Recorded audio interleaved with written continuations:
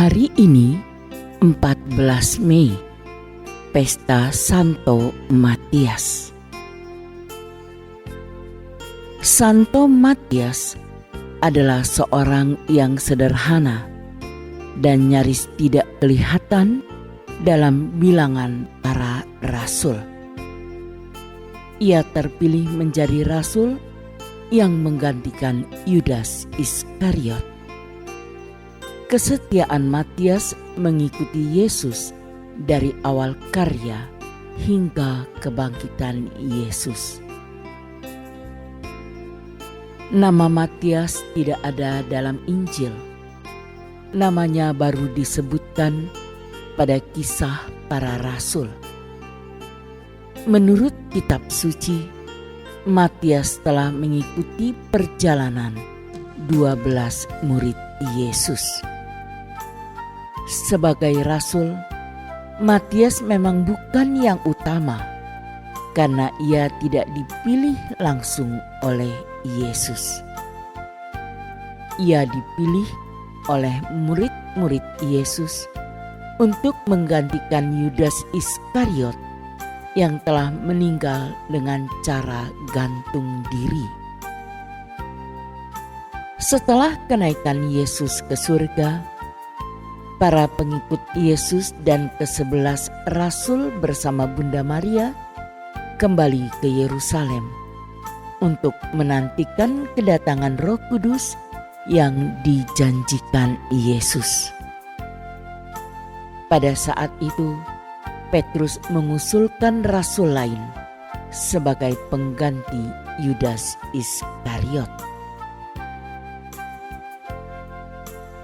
Dalam pidatonya di hadapan sekitar 120 pengikut Kristus, Petrus sebagai pemimpin para rasul menjelaskan persyaratan yang harus dimiliki sang pengganti Yudas Iskariot. Jadi, harus ditambahkan kepada kami seorang dari mereka yang senantiasa datang berkumpul dengan kami selama Tuhan Yesus bersama-sama dengan kami, yaitu mulai dari baptisan Yohanes sampai hari Yesus terangkat ke surga meninggalkan kami untuk menjadi saksi dengan kami tentang kebangkitannya. Pemilihan ini dimaksudkan agar terpenuhilah nas kitab Mazmur, biarlah jabatannya diambil orang lain.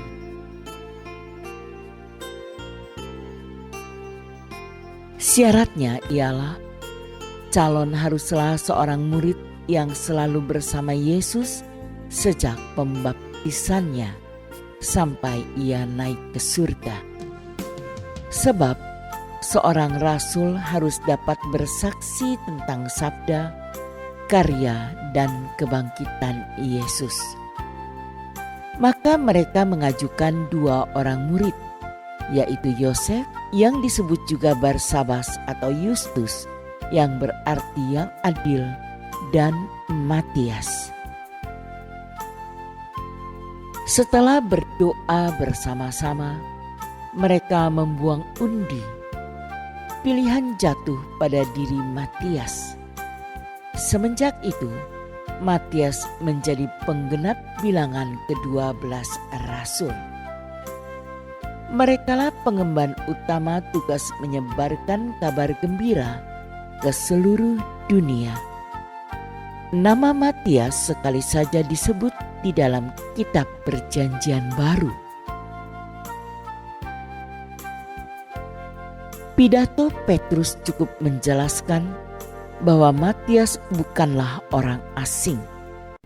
Matias telah hadir saat pembaptisan Yohanes hingga Yesus terangkat ke surga.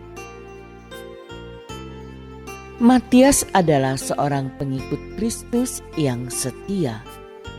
Sebagaimana Yesus mengatakan bahwa murid-muridnya adalah sahabat-sahabatnya, tak terkecuali Matias pun termasuk di antaranya.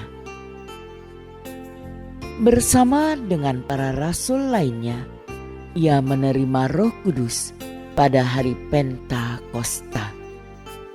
Matias mengemban tugas menyebarkan kabar gembira ke penjuru dunia. Perihal karya dan kehidupan Matias selanjutnya tidak diketahui dengan pasti. Namun, menurut sejarawan Romawi Nicephorus, Matias pertama kali berkhotbah di daerah Yudea. Kemudian ia berkarya di Kapadokia dan di daerah yang berbatasan dengan Laut Kaspia. Tradisi Kristiani mengisahkan ia menjadi martir di Ethiopia.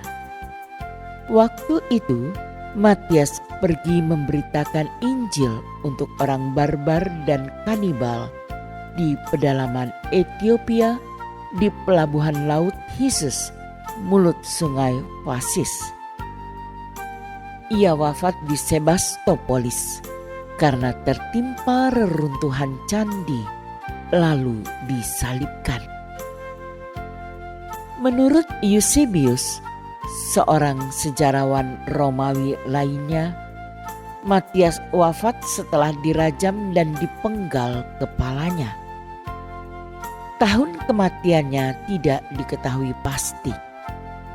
Kemungkinan sekitar tahun 80. Setelah kematiannya, Santa Helena menemukan jenazah Matias dan membawa relikwinya ke Roma. Sebagai ikon gereja, Santo Matias kerap dilukiskan bersama salib dan halberd, yaitu semacam kapak dengan ujung tombak. Lambang lainnya adalah sebilah kapak dengan buku putih terbuka yang bertuliskan Super Matias. Ia dijadikan pelindung bagi orang-orang yang kecanduan alkohol dan tukang bangunan. Dalam tulisan-tulisan apokrif, namanya tidak pernah disebut-sebut. Namun kita yakin bahwa Matias adalah rasul yang setia, tekun dan bersemangat prihatin. Tahun kematiannya tidak diketahui pasti, namun makamnya terdapat di Trier, Jerman. Semoga kita semua dapat meneladan kegigihan Santo Matias dalam menyebarkan kabar gembira. Terima kasih, Tuhan memberkati.